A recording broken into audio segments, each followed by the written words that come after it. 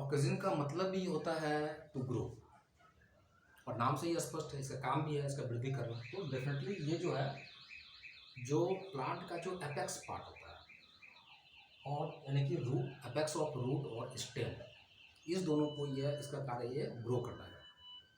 और ये जो है, इसके अलावा जो है ये पार्थेनोकार्पी जो है, पार्थेनोकार्पी एक ऐसा टर्म है बायोलॉजी में, जो बिना फर्टिलाइजेशन का जो है ना फ्रूट्स का निर्माण करता है। इस चीज़ को हम लोग पार्थेनोकार्पी कहते हैं, और ये इसको इंड्यूस करता है। और पार्थेनोकार्पी फ्रूट्स के अंतर्गत जो है हम लोग टमाटो को ले सकते हैं, टमाटर को ले सकते हैं।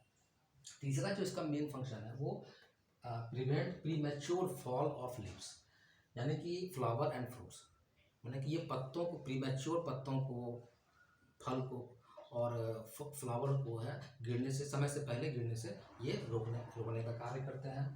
इसके अलावा प्रमोट फ्लोरिंग, ये फ्लोरिंग को भी प्रमोट करते हैं, और help in cell division and xylem differentiation.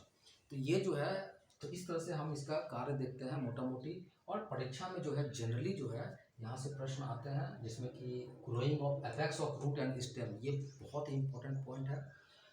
तो हम लोग जो है, दूसरा जो हम लोगों का आता है वो है जिब्रेलिन।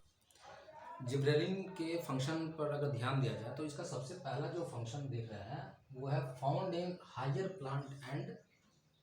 तो यहाँ पे देख रहे हैं जिब्रेलिन हार्मोन जो है वो बेसिकली जो है वो माने कि हायर प्लांट्स में ये पाए जाते हैं, और कुछ फंजाई में ये हार्मोन पाए जाते हैं। तो यहाँ देख रहे हैं कि ये इसका मेन काम है प्रमोट बॉल्टिंग। बॉल्टिंग एक ऐसा बायोलॉजिकल टर्म है, एक सिचुएशन है जहाँ पे इंटरनोड में बेतहाशा वृद्धि होने लगती है ना, फ्लोरिंग से पहले। तो इस चीज़ को जो है हमारा ये जिब्रेलिन हार्मोन जो है वो रोकता है। दूसरा जो है वो डिले सेंसेंसेस।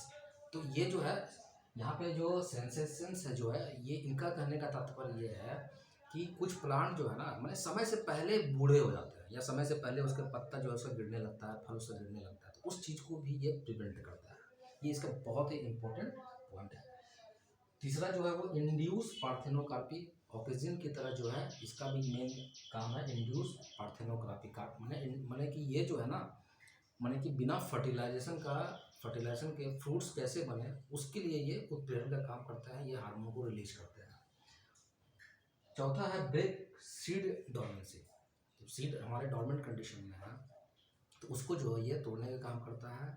और चौथा जो है, पांचवा जो है इसका इंड्यूस मेलनेस, ये जो है नर गुण को बढ़ाने में ये बहुत ही मदद करते हैं। इस प्रकार हम लोग जिब्रेलिन्स के बेसिकली मेन फंक्शन को देख लिए। इसके बाद हम लोग साइटोकाइनिन में आते हैं। साइटोकाइनिन के अंतर्गत हम लोग जो है इसके मेन फंक्शन को देखते हैं। साइटोकाइनिन का मतलब ही है साइटोकाइनेसिस। इसका मतलब है कि ये सेल डिवीजन के लिए ये रिस्पॉन्सिबल होता है ना। सेल डिवीजन इसी हार्मोन की मदद से होता है, और सेल डिवीजन होगा तो जाहिर है कि ये भी ग्रोथ के लिए रिस्पॉन्सिबल है। दूसरा ये देखते हैं कि ये हमने ऑक्सीजन में देखा था कि वो सूट को ग्रो करता है, लेकिन यहाँ पे ये जो है ना लैटरल ग्रोथ के लिए रिस्पॉन्सिबल होता है। ये बहुत ही सूक्ष्म अंतर है, इसको यहाँ पे ध्यान रखना होगा। तीसरा जो है stimulate the formation of chloroplast. तो क्लोरोप्लास्ट के फॉर्मेशन में ये बहुत मदद करता है। तीसरा जो है ओपनिंग ऑफ स्टोमाटा।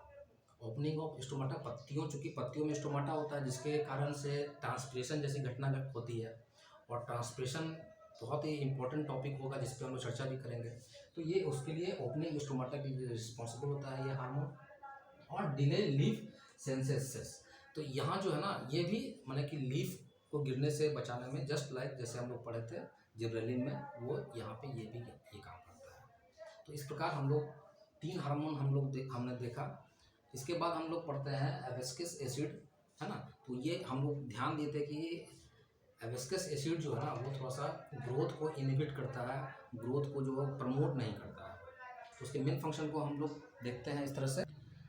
तो एब्सिक्स एसिड के फंक्शन को हम लोग देखते हैं। तो हम लोग पहले ही चर्चा कर दिए थे कि ये जो है ना ग्रोथ को मंद करता है ना। इसका सारा जनरली इसका जो काम होता है वो नेगेटिव होता है।